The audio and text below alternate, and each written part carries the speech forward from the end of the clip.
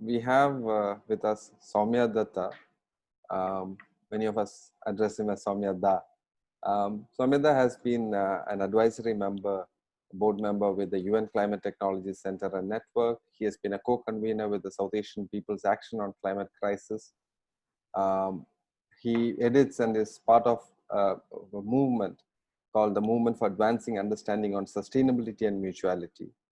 And then the Bharat Jan Vigyan Jatha, the India Climate Justice Collective. He has also been an Ashoka Fellow. And why I say this, I think it's very important. When you hear it, you will understand why it is important to have this conversation with Mr. Soumya Datta, who many people identify as a climate scientist, a people scientist on a diversity of environmental matters. Soumya and me, we were talking about it and we decided to have this conversation basically because of one imminent thing in each one of our lives, especially for many of us who live in northern part of India. Many of you have felt the tremors that were felt in the past, especially the last 2 months or so, when we have had almost 3 to 4 tremors, one after the other in cities like Delhi. Swami is somebody who has worked on post-disaster a lot, be it cyclones, be it tsunami, be it earthquake, but also someone who has constantly been a watchdog and a guide for both civil society and governments across, telling them these are the things that has to be done. This is what we ought to do. This is why this is happening. This is how it can be prevented. And this is how communities can be helped to sustain themselves better from bigger disasters, reducing the magnitude of those disasters. So, Soumya, there have been 4 earthquakes in a span of less than 2 months, but none so very harmful. So why do you say it is time to wake up and prevent a massive tragedy? What may happen? See, in the last 2 months or just 2 days more than the 2 months, Delhi NCR had not 4, but 14 earthquakes. So this is something a little worrying because when lot of small earthquakes takes place, there can be two things. And we have to remember that Delhi region sits on top of Delhi itself, sits on top of 3 geological fault lines where the underlying rocks are cracked. There are huge lines which are fractured. So the tension builds up and there the earthquakes can take place and there the earthquakes are taking place. So 3 of these lie directly under Delhi, Delhi, Moradabad, the Mathura and the Sohna ones. And there are 7 or 8 fault lines around Delhi in this region. And these are also a contribution of the Himalayan belt where Indian plate and Eurasian plate are colliding. But Delhi and Gurgaon sits on 6 or 7 fault lines. So it's 14 earthquakes within a space of 2 months, 2 days or 3 days can mean two things. One, that tension in the fault lines are building up and being released in very small jerks. And when we say not very small ones, in fact, 2 in Rohtak area, one was 4.5, which was the strongest in the last 2 months, is not very small. Under 3, we generally think that if it is under 3 in Richter scale, we generally think it will not do much damage. But if it is 4 and above, then there is a potential for minor damage. And if it is 5 and above, then there is potential for major damage. And one has to understand the Richter scale is a logarithmic scale. That means one earthquake at scale 4 is 1/10 the power an earthquake of scale 5. That means when it goes from 4 to 5, the destructive power is 10 times as much. So that's a concern. And the concern is so many small earthquakes are taking place in very quick succession. And as I said, this can mean two things. One, the tension that is building up in the fault lines is being released in smaller jolts, which will be a good news for us. But that can also mean, which has happened in many times before big earthquakes, the tension is building up and these small shakes are actually a forewarning because the fault lines, the two sides of the fault lines are not able to hold. So they have to release. There is a tension building up and they have to release. So it might be that the tension is building up for a big one, which was actually predicted No one can exactly predict when and where the earthquake will take place. But as I said, because Delhi and NCR sits on top of so many fault lines, this is a very major danger. The last point in this I want to point out is all these recent earthquakes, the 14 ones, are shallow earthquakes. That means their the point of origin lies within 10-11 kilometers. See, if an earthquake originates, say, 35 kilometers below the surface, even if it is strong, its destructive potential is less because it is going through all this huge area of Earth's crust. But if an earthquake, like several of the last few earthquakes here in Delhi, took place around 5 kilometers depth, so that's a shallow earthquake. That means its potential to shake up the soil on top is far more.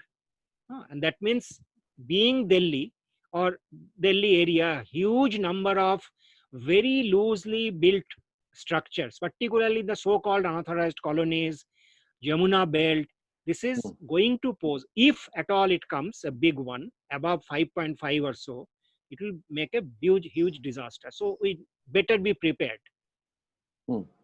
Soumya, slightly a different question on that, because people largely, especially in northern India, Hindus have been, all of us have been told that, being told to worry about their religion because there is some attack that's going to happen on us, especially from Muslims, and this whole Corona jihad and everything. We are, 80% of the population of this country are made to feel as if they are only 8% of the population. But you have been constantly arguing on the contrary that people should worry about their lives, property, and livelihoods. And it's actually climate disasters and natural disasters that hold a lot of question marks onto the human race, especially the particularly vulnerable communities. Is the earthquake going to change everything for people here so that they need to really worry about it? Or is this some sort of another conspiracy of scientists who like people to be scared about something or the other big happening every time? See, in the first question of being the question of Hindu-Muslim states, we know very well Hindus and Muslims have been living together in all these areas for hundreds of years. In fact, right from when Muslims were a part of the landscape, we never had this kind of things unless someone starts this. So unfortunate that this is being instigated. But I think this kind of disasters have a potential to get people onto the real things, then rather than the manufactured things for some vested interest agenda. Like if you look at the recent cyclone Amphan in West Bengal, northern Odisha, you will see recent news is coming that how Hindu, Muslim, all families, because Sundarbans also has a fairly large Muslim population, all families got together. Hindu families are taking care of Muslim son. Muslim families are really grieving because Hindu families lost their farmland to salinization. So any of these, unless the leadership, so-called leadership, which is actually not a leadership, so-called political leadership tries to create this kind of thing, people generally come together. Because if you look at, if I can go a little beyond 500 or 600 years, we are basically from the same stock. The whole world population is from the same African stock. Some 80,000 years ago, we started from a small group, a few hundred people, and today 7.8 billion people are the result of those few hundred people who started from Africa. So there is nothing very different, nothing different in us. If I live somewhere for 20 generations, I'll be looking a little different. Yeah. If you live far in the south, you will look 20 generations, you will look different. Absolutely. The difference, nothing else. But in these kind of situations, and here I'll say earthquakes genuinely are natural disasters, but the climate change driven things like cyclones and all, they used to come, but they are getting stronger and more frequent because of human made reasons, or basically systemic reasons, because of extreme consumption and emission, which is a capitalist contribution. But the thing that we need to understand, particularly about earthquakes, this is not a conspiracy because this has been shown repeatedly. The 1905, this Kangra earthquakes, the 2002 Bhuj earthquakes, all these have shown us that these are very real thing. This can happen. The 93 Latur, then you had Kashmir earthquake in 2005. Muzaffarabad, then Latur earthquake in 93. The important thing to understand is which is very well known, but people don't really understand that earthquakes don't kill people. It's the buildings which do kill people. Same thing happened in Latur. The Latur earthquake was not very powerful. So many people should not have died. What killed people is complete lack of awareness of what can happen, complete lack of awareness that what they are building as their shelters is actually death traps. Because if you remember, in that area, Usmanabad, Latur, most of the buildings were made very thick and heavy, and then a lot of stones were put on that to stabilize all the grass and everything. So when it collapsed, that huge weight collapsed on people, and so many deaths took place, so many injuries took place. Exactly same kind of vulnerability has been built up in Delhi area, because knowing that Delhi is in zone 4, the India has been divided into 4 zones, 2, 3, 4, 5. 5 is the highest risk zone, which is in the Himalayan belt, etc. 4 is the next high risk zone where Delhi falls, where also the Latur, Koyna, Ratnagiri, all this falls. So we are in zone 4. Delhi, NCR, all are in zone 4. So we are in high risk category in terms of earthquakes. That means the possibility of getting earthquakes and getting strong earthquakes is fairly high. So this is a scientific consensus for the last 50, 60 years. So there's nothing conspiracy behind that. What is unfortunate is that knowing this fully well, our level of preparedness is very low. And in this case, I'll just mention and then wait for any other question, is that preparedness can be or should be in 2 levels. One, the population which is vulnerable, they themselves also need to understand their vulnerabilities. They also need to understand what kind of preparation they can do as a community, as a society, locally, by local organization and local preparation with knowledge. And the second preparation that they need to do is, because nobody can prevent an earthquake, that technology do not exist today. So what they can do is form a political opinion, form a political agenda, put pressure on the elected governments, because the elected governments have a responsibility, have accountability. That's why they have been chosen as government, to save the people, to reduce the risk, to reduce the losses and damages. So there are concrete agendas which can emerge in both areas. One, local understanding, knowledge, and local action. Second, based on those understanding and knowledge, forming political agendas, demands from the government, demanding action, right kind of action from the government. And government means most of it is not only political, but the government institutions which are controlled by the government. Like in this case, one is India Meteorological Department, second is National Center of Seismology. So both these have to be accountable to people. They cannot just sit there. They are getting money from people's money, people's taxes. In their salaries, their expenditure, everything is people's taxes. So they are accountable and responsible. So let us prepare, hold them responsible and accountable. But when somebody like Modi ji is at the center, people seem to be believing that you are taken care. At least that's the impression that he constantly gives, the PM cares impression. But realistically, is the government having any real clue? Have they done enough to update the technology that they're using? What kind of technological upgradations have happened across the world in predicting earthquakes? Are earthquakes really predictable? See, first question, obviously now with the COVID-19 crisis, everybody now is seeing very clearly. The government has clearly told its people that if you have to leave, you take care. If you have to die, that is up to you. I can't do anything, or we can't do anything, or much, except locking down the economy and locking down everything. That is the only thing. So they converted, which was basically a medical health related issue, an emergency, into a law and order emergency. So that's the only thing they did. So that's now clear out there in the open for everybody to see. I will not go about what lockdown and etc., because that's not core of our current discussion. See, what I'm not a seismologist, but being a scientist, what I would have expected, and I live in Delhi NCR, what I would have expected from the government. There were, as I said, 14 small and minor earthquakes in the last 2 months, which is very, very unusual. So as I said, immediately somebody a little conscious, forget about being a scientist. Like I got this question from several people, and a lot of people are posting in the different WhatsApp groups. They're just copying it. Some newspapers have come out with reports. Hmm. So my demand will be that inform me better. So government, as I said, have a national seismology center. They should be monitoring. They know more than me. I know 3 fault lines are running right under Delhi. So they should be knowing that too. I know there are 7 fault lines under Gurgaon. They should be knowing it too. So we all know that Delhi region is highly earthquake prone. The risk of a big earthquake is and rising because over a long period of time, this stress is built up. So as a simple scientist, I'll also expect that after these so many earthquakes, I would have expected the government, in that sense, government means information provided by either Seismology Center or the IMD, to come out, that is the Ministry of Earth Science, to come out and assure the Delhi NCR population, see, we are monitoring these 3 fault lines. We are monitoring the stress level built up in all these 7 or 8 fault lines. We have creep meters installed.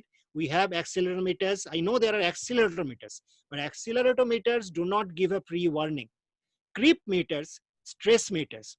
The stress meters, particularly if they are sunk a little deep, closer to the fault line, then they give an indication how much stress is building up.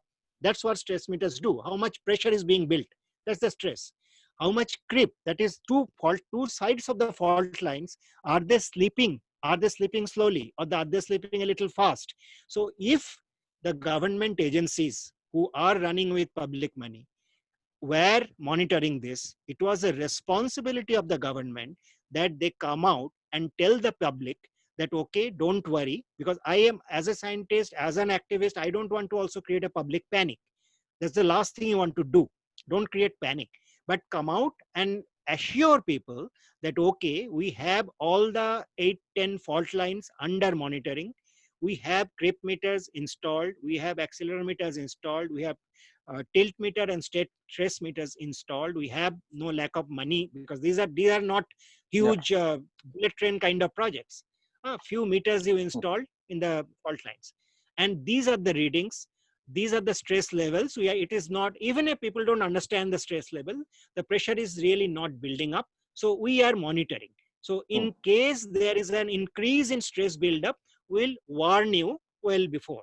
So that kind of a public announcement, assuring the public, I would have expected. And if I was the minister, I would have done that. But we don't see anything of that sort. We only see newspaper reports that Delhi NCR is highly prone. There is likely to be a big jolt. These are coming in the newspapers. If you look at the newspapers over the last 1 month, there are at least, I have seen around 7 or 8 reports like that. And they have given maps which regions of Delhi are most vulnerable. So what does this do? This create a fear amongst the people's mind.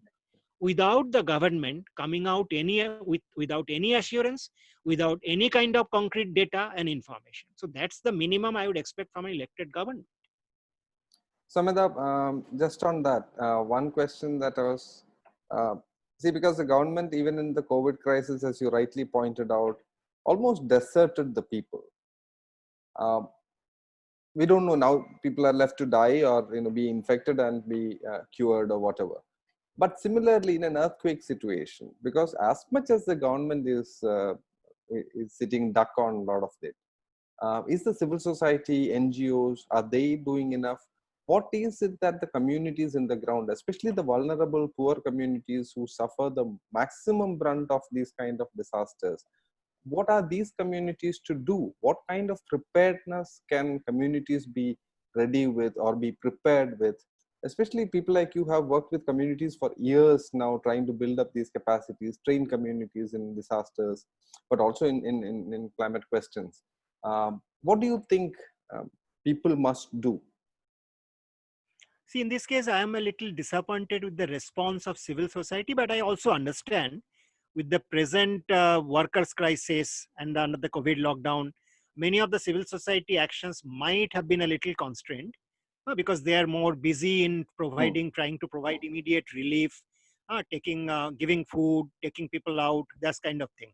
Hmm. But even before the COVID crisis came in, this kind of earthquake, small jolts coming, sometime getting up is not, this is not the first time. This has happened earlier. So in that, the civil society seems to be only waking up after a massive disaster, after a big disaster, not before, which is a perennial complaint that I have, and which keeps on going. But I would expect civil society to actually learn from the COVID crisis and really prepare, do more action before something happens somewhere, rather than something after doing happening something. Of course, that's more attractive because charity always gets more TV time, gives you more emotional satisfaction. I Yeah. have fed so many people rather than getting them prepared so that they don't need to be fed.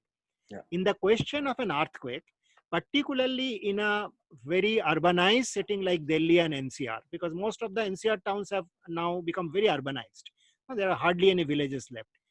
We have two things. One is advantage, one is disadvantage. The disadvantage is the kind of dense buildings we have in most of the so-called unorganized or unplanned areas of Delhi, and Delhi and NCR towns is prone to different kind of disasters. So in that sense, it is going to suffer more rather than a village or a very small town. But the advantage is in Delhi, kind of this kind of organized urban setting, every building plan is there with some government authority. Whether it is building is prepared according to that plan or not, even in the inside, say, Lakshmi Nagar, Gita Colony areas, where you have so densely crowded houses one after the other, walls touching each other, which is not a good feature. There, the plans and the structures, what they are, these are somewhat available with the government authorities, and the local people have an access, because the other advantage is you have ward committees. So there is a local level action unit possible. The ward committee people is far more easily accessible to local people than Manish Sisodiya or Arvind Kejriwal. Yeah. Or it's not a question of Delhi only, but Delhi NCR. So ward committees even in Gurgaon, Ghaziabad, Noida are far more available, local committees, than state government. So that means the ward committee, there is an action point available where local people can get together and do something or demand something. Second thing is the kind of buildings. As I said, earthquakes really don't kill, buildings do kill. So they know how many buildings, how they are clustered together, what kind of structures are there. So a simple agenda that I would think about is, since so many earthquakes are happening, this might be a warning. This might or might not be. Nobody can predict exactly when and where an earthquake will strike. But Delhi region is more vulnerable. That everybody knows and agrees. So I would expect that there will be some kind of mobilization, organization, where some core groups will mobilize the local population, demand from the local administrator, say councillor or MLA. Delhi being a city having 70 MLA, even an MLA is very easily accessible. It's a small area. So let us demand from them that this is a small area, this ward or your constituency. Let's have a mapping of all the buildings.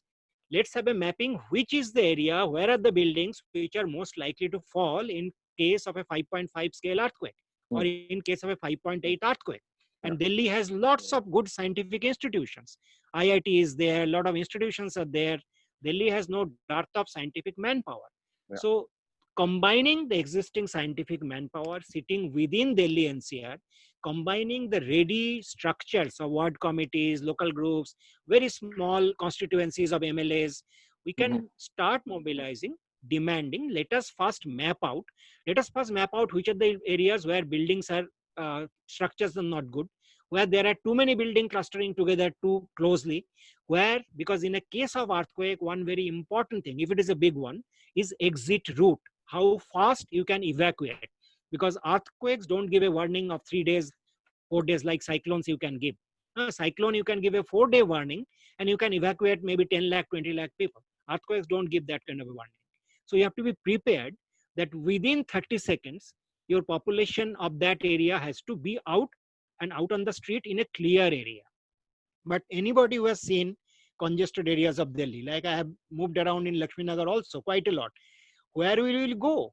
Even if you manage to come down to the street, on both sides of a 15-feet street, there are buildings Huge standing. buildings. Yeah. So in this case, if we don't map out that these are the areas, these are the streets, these are the evacuation routes in case of a strong earthquake, that do not need huge resources. That needs organizational effort, that needs the will to do this, and that needs the concrete planning to prevent losses and damages in case of a disaster.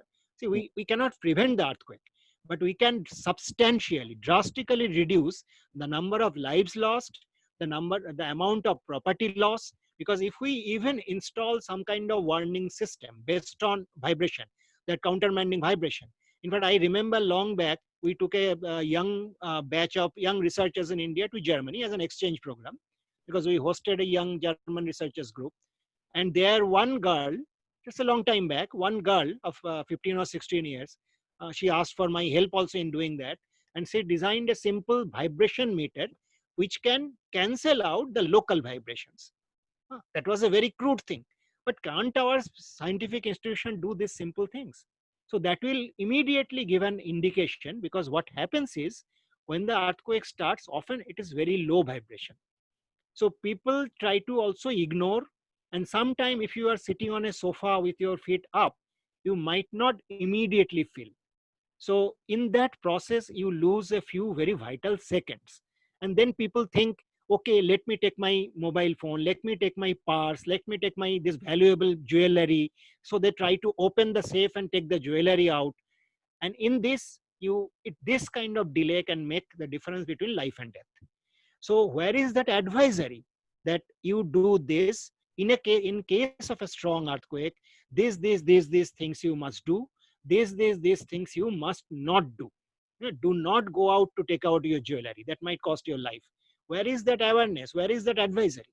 So mapping out with existing ready-made building data and localized building data, mapping out exit routes where people can gather.